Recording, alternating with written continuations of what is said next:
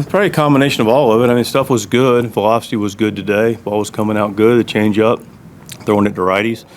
So had all the pitches working. The walks hurt him before the damage, to Castellanos a couple times. And, we got a couple guys are there really swinging the bat well. We didn't make them uncomfortable enough.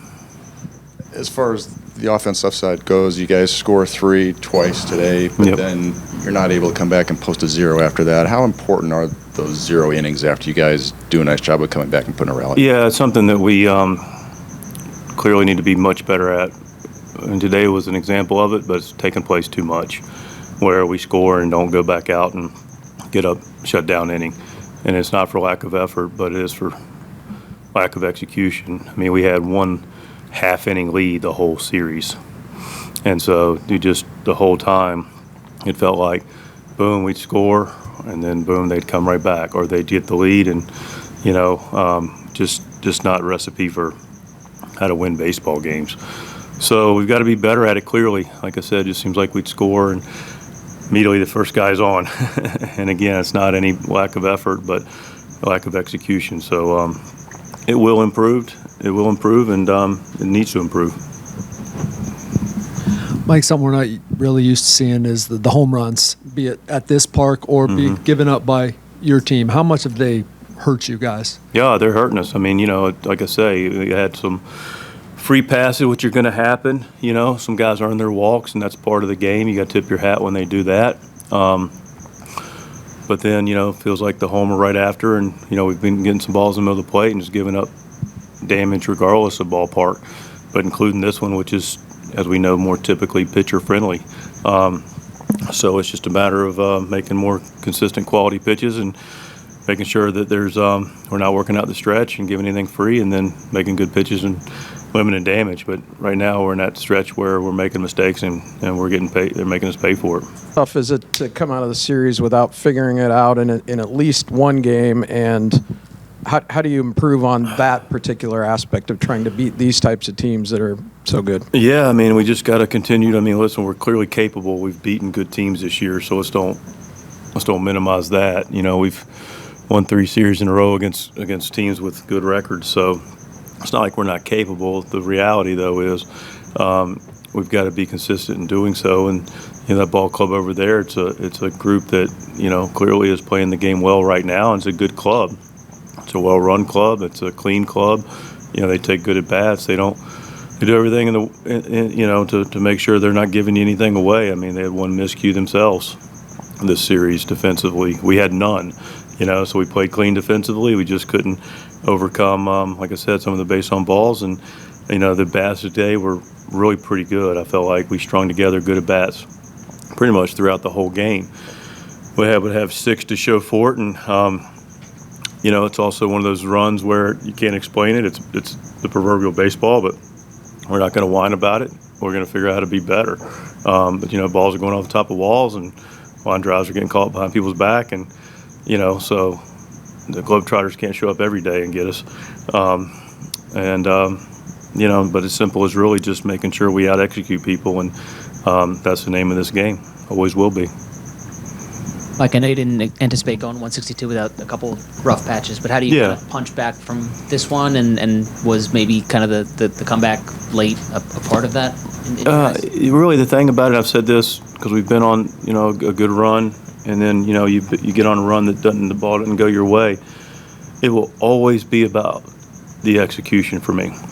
If you and I've alluded to some of it, we'll handle if there's any lack of focus or lack of effort, and there's none of that. There's not even close to any of that. This is a focus group. This is a group that's given the appropriate effort. But now it gets to be about just making sure we don't get too sideways with worried about streaks one way or the other. People, we're going to go on an 8-run and run. The fact of the matter is we just want to continue to make sure we execute and play solid baseball. And like I said, we played clean for 3 games, played really good. How about our right fielder, by the way? Day after getting the Platinum Gold Glove, that's nice of baseball players you're going to see. So I'll pause there and celebrate that. But getting back to the point at hand it's really as simple as making sure we're throwing quality strikes and making our routine plays and taking good, consistent at-bats that are even more important against guys that are tough and able to pitch and add, subtract. And over the course of the game and over the course of a series, the team that does that the most often is the team that's going to have a chance to win. And so if you lose sight of that and start to get distracted by all the other things and allow the lack of focus to take place, that's when, things can get sideways. But, we played a good club and didn't execute consistently enough to beat them, and we'll get back on that and make sure we do it. That's part of my responsibility. Since we didn't get you before the game, the lineup change, I assume, was kind of matchup based. And did you like what you got from Profar in that spot, given kind of the success he's had against Taiwan? Yes and yes. It wasn't as much matchup based, but I liked Pro up there. Wanted to give it a look, and it looked good today. And we'll see how we move forward. And gave Bogey an opportunity to maybe see it from a different spot and drive in some runs. And Pro didn't nice to continue to take good at bats. And when you're taking good at bats, and it doesn't really matter where you hit.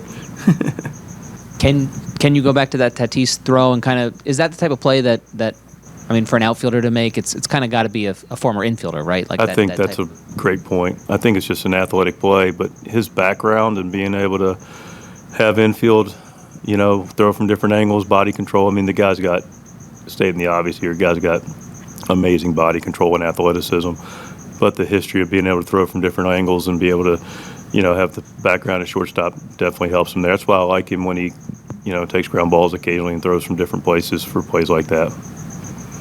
Higgy going to catch tomorrow? That's likely to happen with Waldy going. Would you? I'm sure you're not going to tell us because you probably haven't talked to the players. That's right. You got a lefty going. Is Manny going to play third? Could Campy be your DH or? I've looked at a lot of different places. Other guys. I mean, if Manny plays third, there may be another opportunity for somebody else to get off their feet and get some at bats. And spread that DH around a little bit. But hey, I'm not sure if Manny's going to DH or play third tomorrow. That's something you haven't done yet, and some managers don't. I don't know that we've asked you about it. A catcher. Yeah, I've done it. I don't know if I don't know if it'll take place tomorrow for the. I did it in rookie ball, 100 years ago. It doesn't bother me. We end up going to a double switch. We figure it out, right? But tomorrow may be different in the sense that, like I said, we've got some guys that have been on their feet quite a bit, and Campy obviously came off the bench. Like he could do the same thing tomorrow. So, we'll evaluate how Manny feels, and we'll take it from there.